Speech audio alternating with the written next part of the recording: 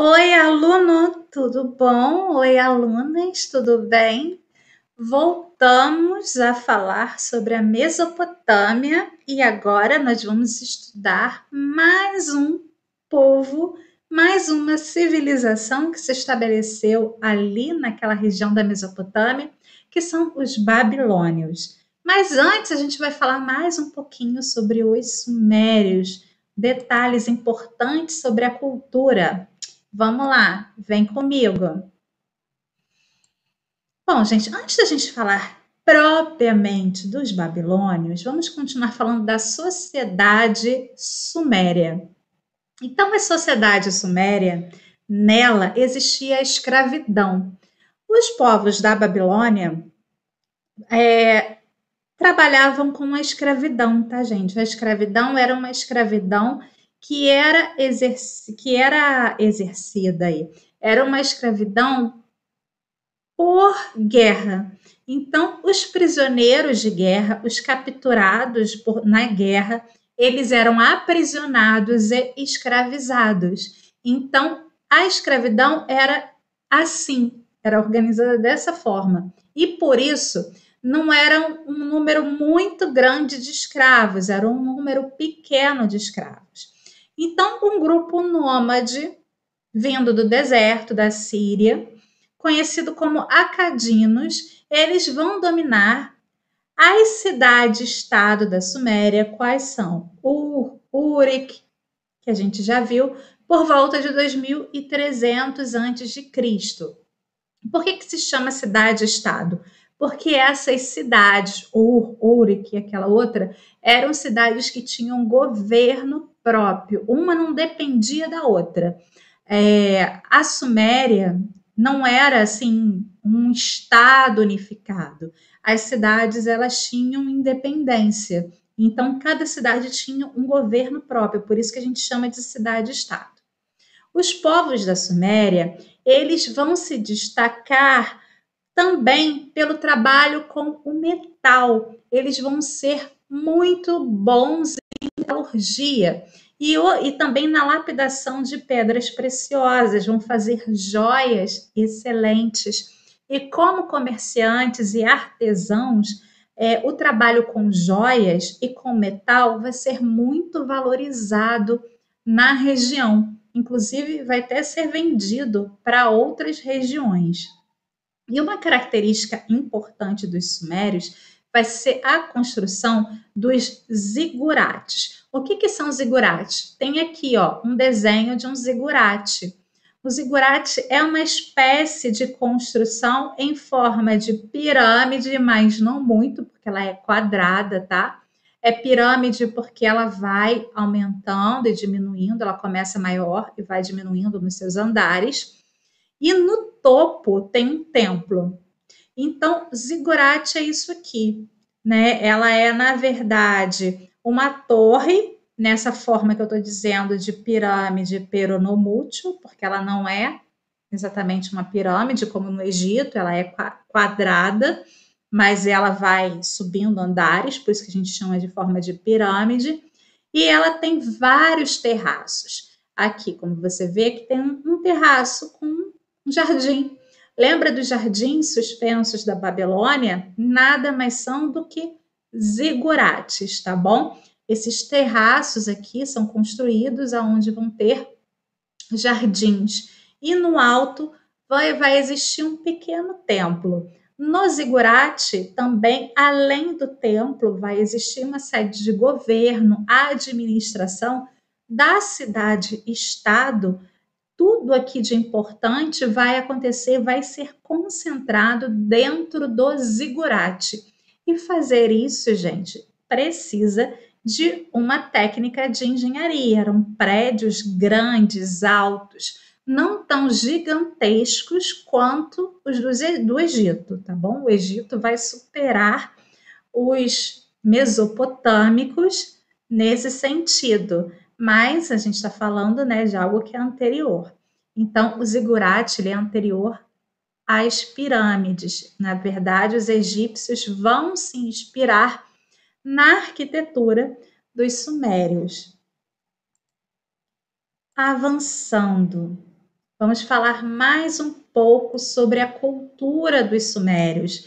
Os sumérios, eles eram politeístas. É a primeira vez que nós vamos ouvir falar nesse termo e ele vai ser muito usado daqui para frente e quer dizer que é uma religião, é uma crença aonde se acredita em vários deuses, em várias divindades. Então, os sumérios, a maioria dos povos da antiguidade, eles são politeístas, eles acreditam, poli quer dizer vários, tel em grego quer dizer Deus. Então, poli em grego quer dizer muitos. Então, eles acreditam em muitos deuses, eles cultuam muitos deuses. Então, eles vão fazer cultos a vários deuses. E uma das principais, era a coisa mais importante da vida cotidiana de um sumério, era realizar esse culto aos deuses.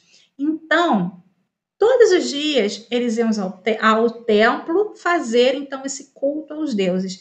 E eles eram espertinhos, uma curiosidade, para poder interromper esse culto aos deuses e fazer outra coisa que ele tinha que fazer, eles deixavam no lugar deles uma estátua de pedra diante dos altares para tipo enganar os deuses, sabe? Aí deixava a estátua de pedra para ficar rezando no nome deles. Estátua, fica aí no meu lugar e eu vou lá no mercado e já volto. Eles eram espertinhos, então isso era muito comum, tá bom? E dentro dos templos, ali no zigurate, tem o templo ali no zigurate, vão existir oficinas de artesanato. Então, os artesãos trabalham ali no templo, dentro do zigurate. E aonde ali que vão fazer as joias, as obras de arte, as esculturas, as cerâmicas, os tecidos, tudo ali vai ser produzido dentro do templo e parte do que é produzido fica com o templo, tá bom? O artesão só fica com um pouquinho daquilo. Então, fazia parte da economia daquela época, tudo que era produzido na agricultura, no artesanato, ficava com os líderes políticos, que podia ser o rei, que podia ser o imperador, que podia ser o governador, ou podia ser um sacerdote daquela cidade. Então, nada era das pessoas 100%, tudo era do Estado. Então, se um artesão trabalhava, parte do que ele produzia era do Estado, era do sacerdote, era do rei, e uma partezinha ficava para ele. É meio chato, mas é verdade. Isso se chama... Depois a gente vai falar sobre isso, que é um modo de economia, aí que a gente chama de asiático. Mas eu não concordo muito com esse termo, não. Depois a gente vê com mais calma. Os sumérios vão merecer um destaque aí importantíssimo, mais um prêmio para os sumérios, porque além de criarem a escrita, eles é que vão criar a roda, minha gente.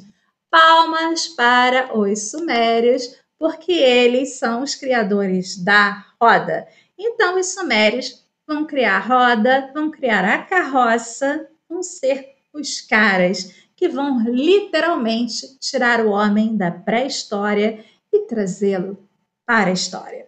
Então, a roda, a cidade, tudo aí foi criado pelos sumérios. E essas cidades, como eu já disse, elas são autônomas. Elas têm o seu próprio governo, a sua própria administração, que era exercida ou por um sacerdote, ou por um rei, ou por um governador, ou por um imperador, enfim.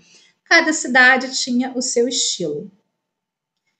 Só por volta de 2330 antes de Cristo é que essas cidades que eram independentes, elas são unificadas em um único governo, tá bom?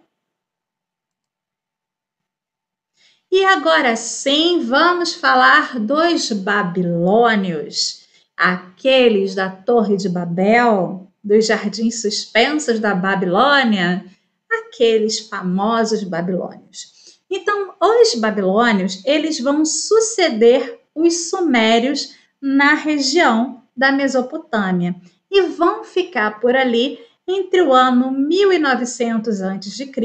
a 1600 a.C.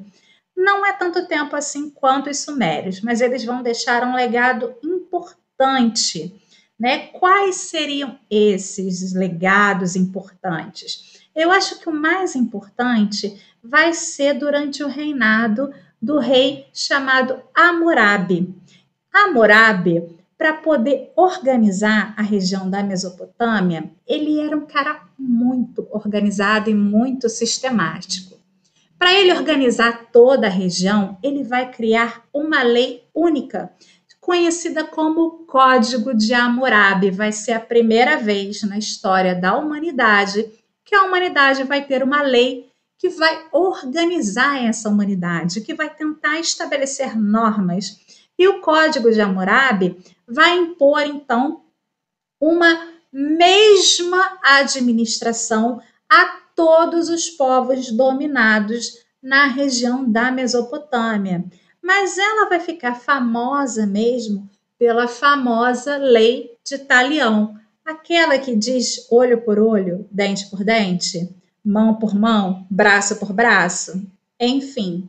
Então, Hammurabi ele fica famoso porque também ele vai estabelecer um sistema de pena para crimes que seja equivalente ao crime cometido pela pessoa. Eu não disse para vocês que a partir do momento que o ser humano passa a viver em sociedade, tem que organizar essa sociedade? Então, aqueles que cometem crimes, eles precisam ser punidos. Vai ser a primeira vez na história da humanidade que a gente vai começar a pensar num sistema de justiça para aqueles que cometem crimes. E aí nós temos o governante Hammurabi da Babilônia, que vai criar o Código de Hammurabi, tá bom? Então a Babilônia, ela é importante nesse sentido. E também a gente tem outro governante que é muito conhecido, que vai ser o... Eu não consigo falar o nome dele, gente. Vamos lá, próximo slide. Nabucodonosor. Consegui? Então, ele vai ser conhecido por construir os jardins suspensos da Babilônia, a famosa Torre de Babel, né? Então, os babilônios, eles vão desenvolver essas técnicas de construção, né? Aqui, ó, Nabucodonosor, ele mesmo tem muita dificuldade para o seu nome, querido. Por que tão difícil? Então, ele vai construir os jardins suspensos da Babilônia e também a famosa Torre de Babel. Falei que você ia saber sobre esses povos que você já tinha ouvido falar. Só que a Torre de Babel, todo mundo imagina que ela é redonda, mas não, cara aluno. Ela é quadrada, porque lá no território da Mesopotâmia, tudo era quadradinho. O zigurate é uma pirâmide quadradinha, tudo era quadradinho. Aqui, olha, preste atenção. Isso daqui está errado. Essa pintura, eles erraram, não faziam nada redondinho. Era quadradinho, tá bom? Então, a Torre de Babel também era quadrada.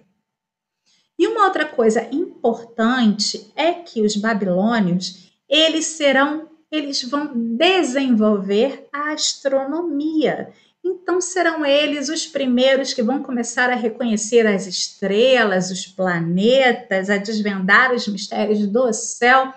Tudo isso para poder saber direitinho como é que rola, quando é que acontecem as cheias do rio Tigre e do rio Eufrates, para justamente desenvolver a agricultura. E eles vão ser os primeiros a criar o relógio de sol, um relógio baseado na sombra do sol. E aí ele vai conseguir marcar as horas, 12 horas do dia, de acordo com a sombra do sol. Então, os babilônios não eram fracos não, tá, gente? Eles eram bastante espertos. E por hoje e agora ficamos por aqui. Obrigada se você ficou até o final da aula. Espero que você tenha aprendido. Qualquer dúvida, fala comigo, deixa comentário, me manda mensagem e a gente tenta responder. boa atividade, bom estudo e até a nossa próxima aula. Tchau, tchau!